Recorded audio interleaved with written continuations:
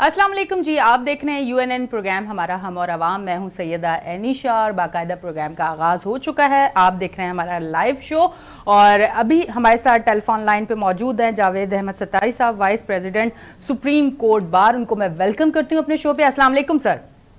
वालेकुम सलाम जनाब। कैसे हैं सर आप? ठीक है? ठीक जनाब, ठीक। अच्छा सर, इस टाइम जो तमाम तर सूरत हाल है, जैसा कि बताया जा रहा है कि इलेक्शन कमीशन की जानिब से इलेक्शन की तारीख का भी ऐलान कर दिया गया, आप क्या कहना चाहेंगे इस पे? तो यही कहना जाएगा कि देर आए दुरुस्त आए। इलेक्शन कमीशन जो तारीख का ऐलान कर रहा है, इलेक्शन कमीशन को तारीख का इख्तियार तो नहीं है। इलेक्शन कमीशन को तारीख का ऐलान करने का इख्तियार है, लेकिन 90 दिन के अंदर अंदर जी। अब 90 दिन के बाद अगर इलेक्शन कमीशन ये तारीख ऐलान कर रहा है तो फिर यही कहा जा सकता है इस हालात के अंदर के देर आए दुरुस्त आए। लेकिन अगर इलेक्शन कमीशन इस बात पर कायम रहे, क्योंकि आइन की खिलाफ वर्जी तो हो गई है और हो रही है, और जिस तरीके से जिस बेदर्दी से हो रही है इस तरह तारीख में कभी नहीं हुआ।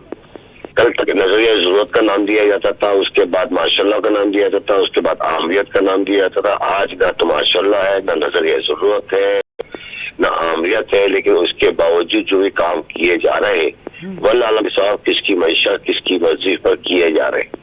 लेकिन ये है कि चले जो उन्होंने 54 दिन की इलेक्शन कैंपेन का चलाने का कहा है कि इलेक्शन कैंपेन का वक्त दिया जाएगा और जो दीगर ज़ाब्ता इखलाक बनाया है वो एक होता है सिलसिला। लेकिन बस इलेक्शन अगर हो जाए तो बड़ी बात है। अगर हो जाए तो मतलब आपको क्या नजर आ रहा है?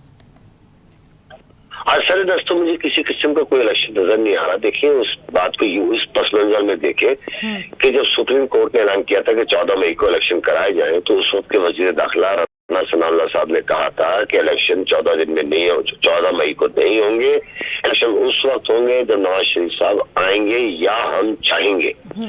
ये उस वक्त की बात है जब सुप्रीम कोर्ट का फैसला इंटैक्ट था और दिन जो है उल्टी गिनती के तौर पर गिने जा रहे थे। और हालात तो वाकई यहाँ आके खड़े हो गए कि सुप्रीम कोर्ट के चीफ जस्टिस साहब भी बेबस नजर आते थे कि राना सनाउल्लाह साहब को एक नोटिस देते कि आप मेरे किए हुए फैसलों पर तबसरे या तनकीद या तरदीद क्यों कर रहे हो। आपका तो काम नहीं है, आपका काम है अमल करना। आइन मुझे इजाजत देता है कि मैं कोई एक फैसला करूं और उसके ऊपर अगर आप परेशान हो तो आप उसके रिवीजन में जाए या अपील में जाए। लेकिन उस 14 मई के फैसले के बाद से जो दुर्गत बनाई गई है सुप्रीम कोर्ट की और सुप्रीम कोर्ट के जजों की, सुप्रीम कोर्ट के फैसलों का मजाक उड़ाया गया है, तो सुप्रीम कोर्ट के फैसलों का मजाक उड़ाना आइन का मजाक उड़ाने के बराबर है। इसलिए कि सुप्रीम कोर्ट इस बात में इख्तियार नहीं रखती कि कोई अपनी जात से फैसला करे ता वक्त ये कि सुप्रीम कोर्ट को आईनी इख्तियार हासिल ना हो। सुप्रीम कोर्ट को आईनी इख्तियार हासिल है कि वो फैसले करे, सुनवाई करे और आईनी तौर पर रियासत पाकिस्तान के जितने लॉ एनफोर्समेंट के इदारे हैं या जितने महकमे हैं या जितनी भी कुव्वतें वो इन फैसलों पर अमल दरामद की पाबंद है। अगर सुप्रीम कोर्ट के फैसलों की अमल दरामद ना हो तो सुप्रीम कोर्ट का फायदा क्या? इनकी हैसियत तो फिर काउंसलर के जो दफ्तर होते हैं, पंचायत के चेयरमैन का, जिसके पास तलाक का इख्तियार नहीं होता, तलाक वो अनाउंस तो कर देता है लेकिन इख्तियार नहीं होता तलाक को पे अमल दरामद कराने के लिए। ठीक, तो अभी नवाज शरीफ के भी तो आने की डेट जो है वो अनाउंस हो चुकी है, उस पर क्या कहना चाहेंगे?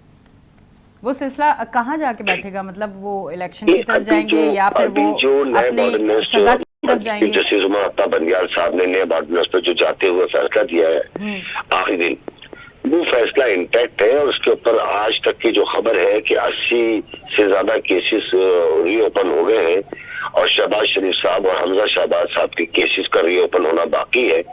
और आप देखें, अगर हम इसको नहीं देखें कि शहबाज शरीफ साहब आए और उनके केस रीओपन नहीं हुए और एक दिन बाद वो दोबारा चले गए, इसका मतलब ये है कि मेरा ज़ाती ख्याल ये है कि जो निगरान हुकूमत है और निगरान हुकूमत के सरपरस्त है वो इस वक्त एहतसाब के मूड में है और उस एहतसाब के मूड में आने से जो समझ लें कि अगर एहतसाब का अमल शुरू हो जाता है और जिसपे कहा गया कि कड़ा एहतसाब, तो अगर कड़ा एहतसाब ना हो और खड़ा एहतसाब हो जाए तब भी हम समझेंगे, हम खुश हो जाएंगे इस बात पे।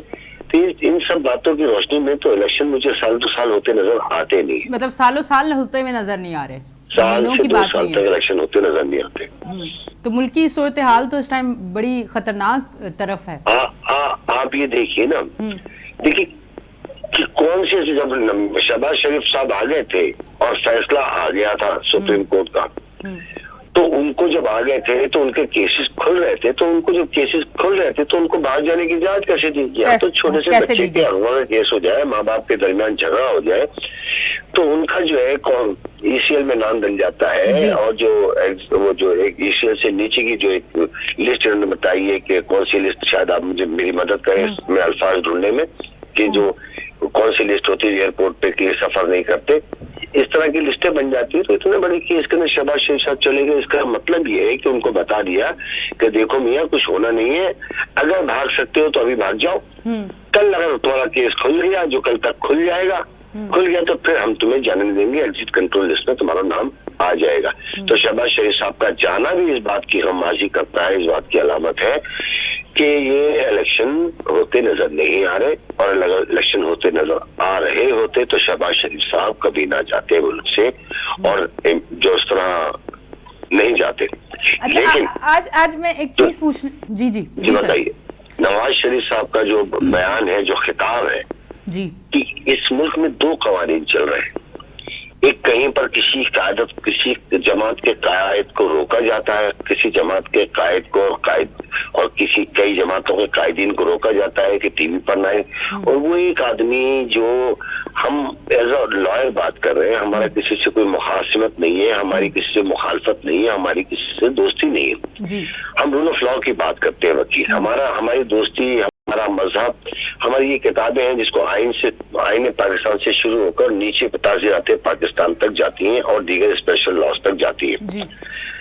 लेकिन अगर कोई शख्स एक कन्विक्टेड है और वो चले आता है 50 रुपए के स्टाम्प पेपर पे जमानत लिखकर उस वक्त का, और जिस आदमी ने जमानत लिखी है वो जमानत अपने मुलजिम को पेश ना करते या नहीं करता, और वही आदमी जाके प्राइम मिनिस्टर भी बन जाता है, और अपने मुद्दत पूरी करने के प्राइम मिनिस्टर बनने के बाद फिर आराम करने के लिए लंदन चले आते हैं, फिर उसके बाद आते हैं, फिर एक दिन बाद उनको वापस कर दिया जाता है। तो नवाज शरीफ साहब का तो आना तो मुझे नजर नहीं आता, मुश्किल है। लेकिन जिस तरीके से वो मुंह भर के ये कह रहे कि मैं नवाज शरीफ आइंदा वजीर आजम हूँ, तो इनकी जो पीढ़ी, इनकी जमातों की इत्तेहादी हैं, जब वो कहते हैं ना सब इसके पीछे की स्टोरी आप क्या देख रहे हैं, आपको क्या नजर आ रहा है?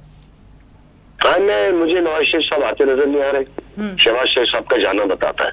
अच्छा, उनका जाना बता रहा है कि उनका आना मुश्किल है। हाँ यकीन, क्योंकि अब उनकी उम्र नहीं रही कि जेल की सऊबतें बर्दाश्त कर सके। यानी कि कंफर्म है कि आते ही जेल का मुंह देखना है। अब बिल्कुल कोई रास्ता नहीं है, जमानत तो नहीं होगी ना।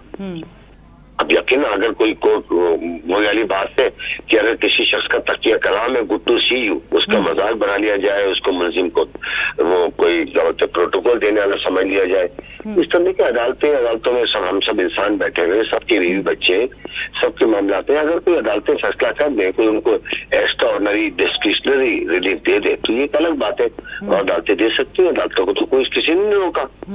लेकिन सरे दस्त उनको जब आएंगे तो जेल जाना पड़ेगा, अपने मुकदमात का सामना करना पड़ेगा, और जो मियां नवाज शरीफ साहब के साथ होगा वही मरीम नवाज साहिबा के साथ होगा।